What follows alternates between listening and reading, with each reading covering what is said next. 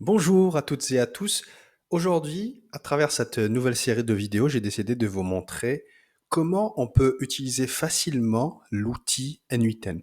Donc, pour ceux qui ne le savent pas, N8N, c'est un outil open source qui nous permet en fait d'automatiser des tâches très facilement, hein, sans avoir besoin de compétences poussées dans la programmation. Et donc, elle reste très intéressant de ce point de vue. Et aussi, par rapport à l'interface qu'il propose. Donc, elle est facile d'utilisation. Et surtout, moi, perso, qui suis très, on va dire, visuel, j'aime bien avoir comme ça une vue globale d'une solution technique que je suis en train de développer. Donc, c'est un outil très puissant.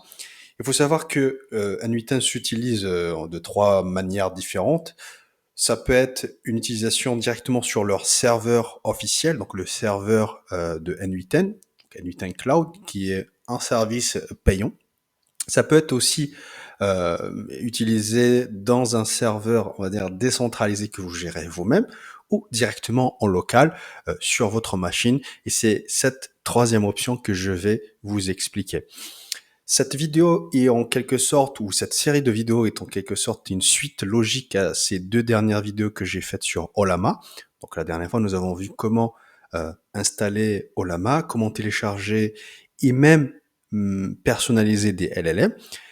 Et donc, la suite logique à ces deux vidéos, c'est l'utilisation de N8N. Donc là, ce qui va être intéressant, c'est de voir comment on va connecter N8N avec Ollama.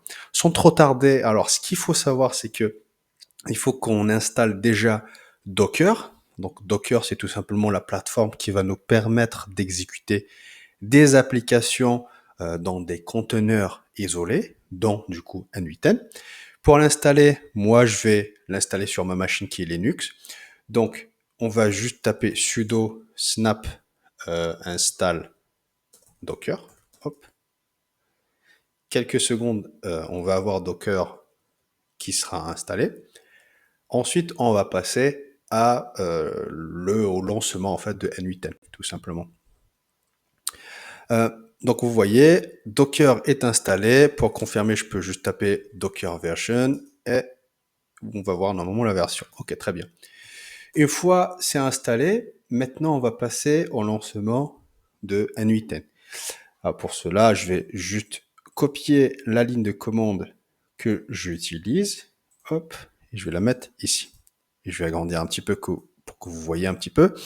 Donc, là, on demande juste à exécuter un conteneur qui est, on va le voir, hein, pas encore disponible, c'est-à-dire l'image d'ailleurs, qui est l'image officielle de N8N, Docker va pas la trouver, et du coup, il va la tirer, la pull automatiquement. Je demande aussi à ce qu'on ait un terminal interactif. Il y a aussi le Docker ou le conteneur doit se disparaître après que j'ai fermé ce terminal pour éviter d'avoir des conteneurs fantômes et aussi de publier, on va dire, le rendu visuel ou l'application N8N sur ce port. Je demande aussi à ce qu'il ait accès au réseau de la machine, ce qui est un petit peu dangereux, mais bon, pour des tests et aussi N8N, il est quand même, on va dire, on peut lui faire confiance, mais il faut pas, je vous déconseille en fait de faire ça, mais pour faire le test, ça va aller. Et aussi, il faut aussi monter un volume. Donc, tout simplement avec cet argument, on demande juste à créer un espace de stockage en local pour pouvoir stocker tout notre travail, tous nos workflows qu'on va voir ensemble en local d'une façon terraine. Entre guillemets, c'est en local, donc c'est pas forcément la meilleure façon de stocker un travail, on va dire, important, mais ça évite en fait de perdre des workflows même en local. Voilà. Donc là, je clique sur Entrée. Vous voyez, il ne trouve pas en fait l'image N8N officielle dans la liste des images qui est là. Donc il est en train de tout simplement la télécharger. Ok. Une fois que c'est téléchargé, on va pouvoir du coup, il va pouvoir la lancer. Il va la lancer et nous on va pouvoir y accéder sur le port qu'on a euh, indiqué ici. Donc ça aurait pu être un autre port. Ok. Donc là c'est le port par défaut utilisé ou choisi par N8N.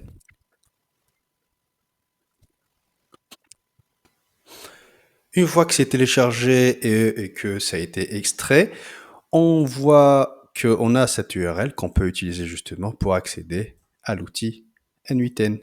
On va juste le copier et le mettre dans le navigateur. Et en fait, on va avoir cette interface. Et donc, on va juste renseigner notre adresse mail.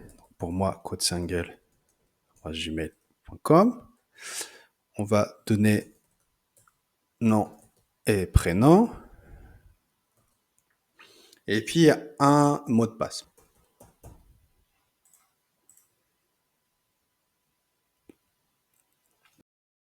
Vous avez maintenant l'outil N8N qui est lancé. On peut démarrer par exemple from scratch. Vous allez voir, c'est très très facile d'utilisation. Et voilà. Maintenant, on peut commencer à construire le workflow. Généralement, ce qu'on va vouloir insérer tout de suite, c'est un déclencheur. Donc c'est, on va dire, l'action qui va faire en sorte que le workflow se déclenche tout simplement. Donc il faut juste cliquer sur Add First Step. Avec le contexte de l'IA générative, avec tous les systèmes de chatbot, on a tendance justement à ajouter en premier en chat message. Ok, donc je clique dessus et dès que je l'insère, je vais avoir en bas de mon écran le fameux chatbot. En fait, c'est juste un système de chat qui est associé à ce chat, mais one chat message. Ça veut dire quoi? Ça veut dire lorsque j'envoie un message. Donc là, vous voyez que il se passe pas grand-chose, si ce n'est que le composant a été activé. Donc si j'avais un autre composant juste après ce composant One Chat Message Received, eh bien, je l'aurais tout simplement activé. Et donc, je peux créer après une chaîne derrière que je peux activer juste en envoyant un petit message.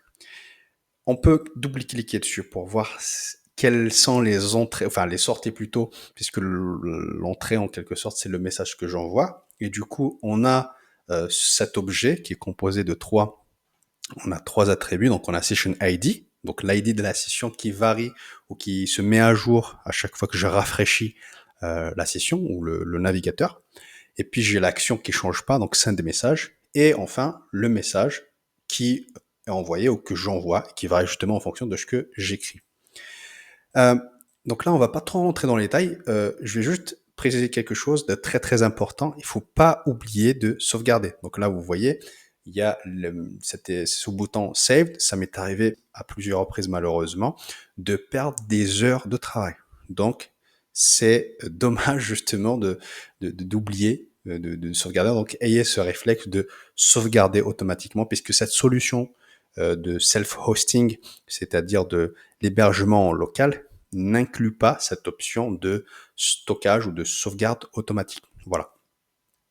Maintenant, je vais créer un petit, on va dire, un petit workflow qui permet tout simplement de communiquer avec mes LLM que j'ai téléchargé déjà avec Ollama.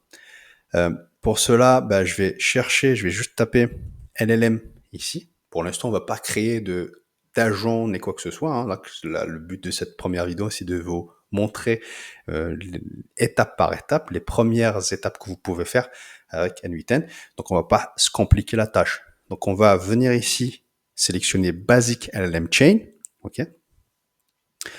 Donc, vous voyez, il prend en entrée pour l'instant, comme il est connecté automatiquement à notre chat qu'on vient d'ajouter. Donc, il prend tout simplement le message que j'envoie en tout cas dans le système de chat ici.